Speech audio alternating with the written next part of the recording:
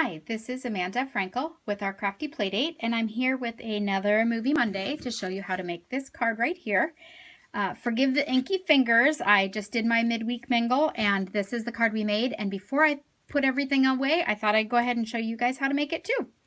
So the first thing we're going to do is I'm going to tell you this is Mossy Meadow, this green, and it is going away at the end of May. It's retiring. It's a color, it's one of the ink colors for Stampin' Up! It's retiring.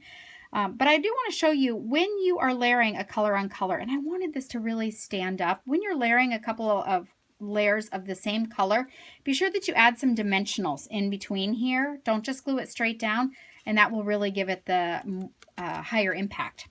Okay, so here's what I want to show you. Let's see.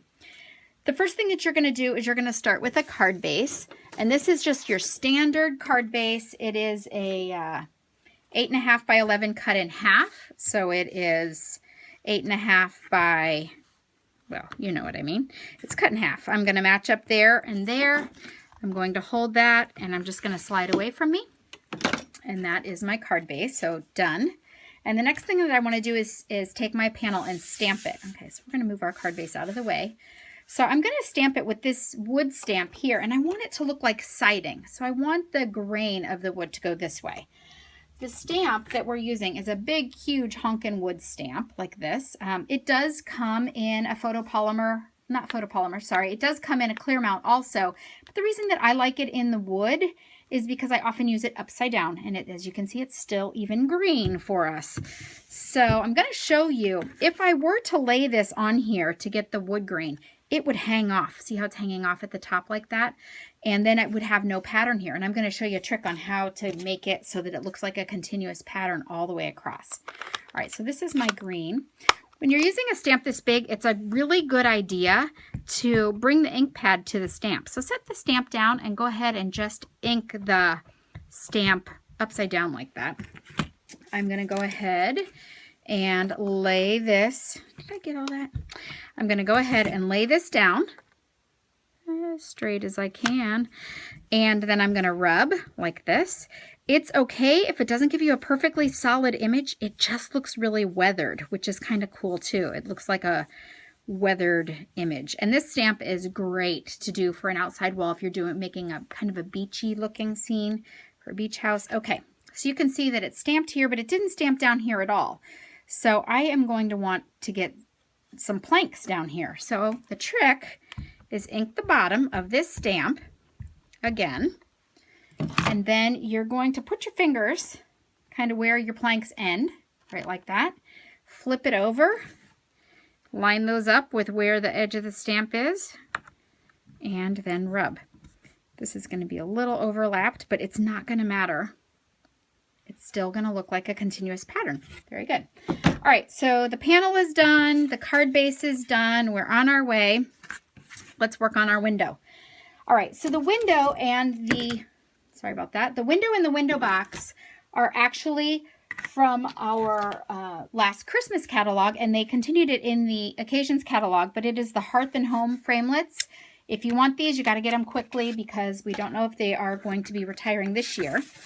But they look like this. This one is great. You can just layer the paper in there and poke it out, and you're done. You're using the white. It's right there. But this one, if you want to do that, you are going to want to add a layer of wax paper between the paper and the top up here, because occasionally, because this is really thin, when you go to pull it out, it will tear, and you don't want it to tear. So once you have cut it, you are just going to pop this out like this. See how easy that came out? And then that's my wax paper window. Don't need it. Going, gone. Okay.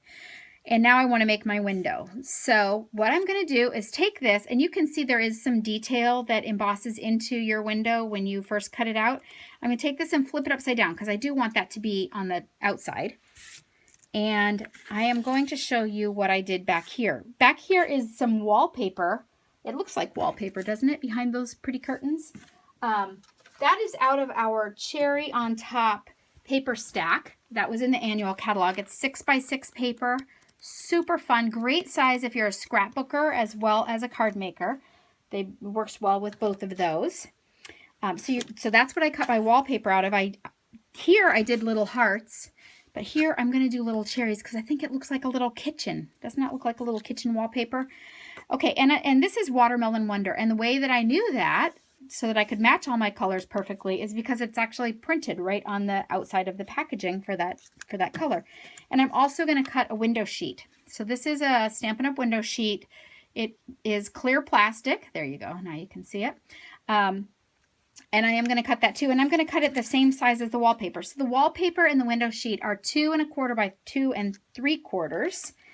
And the way I'm going to start attaching them is to make the window, I am going to put the clear window sheet right over the holes of the window frame.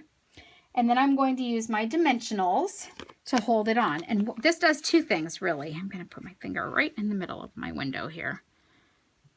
I'm holding on the edge of the window right onto the window sheet using the dimensionals. They won't show, but what that does is between the window and the wallpaper, then there'll be a little bit of space so that my curtains aren't going to get smushed.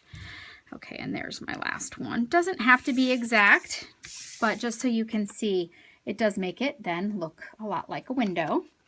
Okay, and then my wallpaper. So with my wallpaper, I want to add some curtains, and I want to make sure that I keep this upright. I don't want my cherries to be upside down on my wall. I'm going to use snail, and I'm going to just run it along the top of my piece, and you can see that's sticky now. Cute pattern on the back too. All right, my curtains are actually this Stampin' Up! Watermelon Wonder dotted lace trim. And so that is what I'm going to use for my curtains. And a good time to do that is right now. So what I'm going to do is layer that, kind of angle it like this. It's not going to show if it's not covering exactly on the edge, because that's where your window frame is going to be. And then I can use my scissors and just trim around it right here. Cut that off. And then I want to make sure that my scallop edge here is to the inside of my curtains so that it looks like they're open there. There you go. And I'm just going to make sure that my, you can reposition it if you need to. I'm just going to make sure that my dotted trim is going to show there. And then I'm just going to trim this off. And it doesn't have to be exact. This edge is not going to show. So if you have little pieces, that's okay. And then I'm just going to flip it over and trim here so that it's not hanging out of the side a whole lot. Okay. And here, and here. Okay, that'll probably do it. All right, so now my window looks like this, and you can see I really hacked that off. That's really not going to matter as long as you get kind of close. I'm going to turn that down just a tiny bit more. It's not going to matter that it's not a neat, tidy edge because it's all going to be hidden by the frame of my window. All right, now I can go ahead and glue this piece down. And I'm going to just go ahead and glue it right to my panel, right in the middle of my panel here. So let's see here. Flipping it over so that I can put the glue on the back here. You can see how precise that is. And then I'm just going to glue that down. Make it as straight as I can. And then when I go to put my window on top of it, you will see that I just lay that right on top.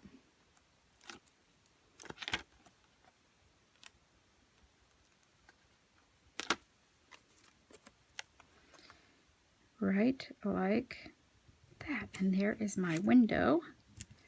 Straighten that out just a little bit. Okay, there's my window. Oh, didn't pull my dimensional papers off on the bottom. You can see if it's not sticky like that, then you probably missed some dimensional paper. Maybe my curtains are a little longer than I expected. There you go. Okay, so now my window is attached, and all I need to do still is my window box. So if you have cut this window box out, which I did and then lost, it's a white piece that looks like this. The trick to positioning this on there is you want to make sure that you use the edge of your dimensionals. And I don't have that with me. But anyway, you can take your dimensionals and you can trim. Here we go. Here's some dimensionals. you can take your dimensionals and just trim a piece like this, pull it off, and then with this piece, you're just going to flip it over and you're going to put it right along the bottom of your framelit. And when you do that, peel off the back and you just stick it down there. It's not going to have dimensional on top of dimensional, which gives you too many layers. And it'll have a little open space here where you can start sticking in your flowers. And then we're just going to lay that on and pretend like it's white because you guys like me. All right, so let's just pretend like that's white. What I would do then is take my leaves and just start sticking them in there. Again, I have used the Bird Builder Punch. The Bird Builder Punch that we've used the last couple of weeks. I really am loving that punch. I swear I pulled it out of mothballs. I hadn't used it for a while. And then I'm going to take my little flowers, and those are made from my Itty Bitty Punch collection. I've been using this a lot lately too. If you watched, I think it was last week, I used both of those pieces in there too.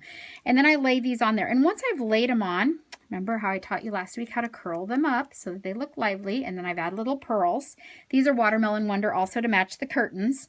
I would go ahead and place them and make sure that I like where they are, and then I just pull one piece out at a time, put a little dab of liquid glue on them, slide it back under there and push. And when you push it, just lays it right in place like this.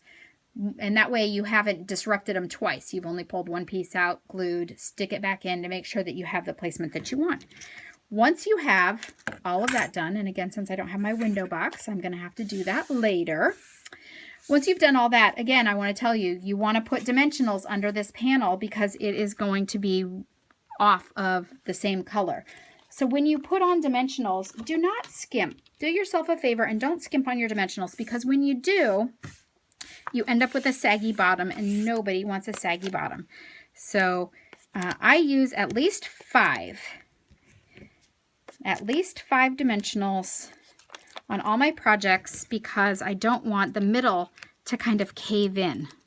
And you can see generally those are pretty easy to peel off. If you have one that's sticking, you just poke it with your fingernail and then the two edges pop up and it comes right off. Okay, for those of you that sometimes have trouble doing that.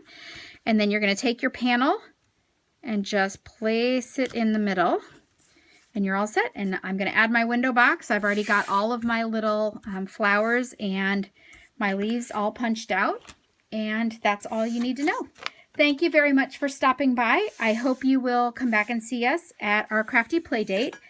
And if you are interested in any of these products, again, several of these things, including this color, will be retiring. The color and the window frame framelit will be retiring at the end of May. So you want to get there pretty quickly and get a hold of those. Thank you so much for stopping by.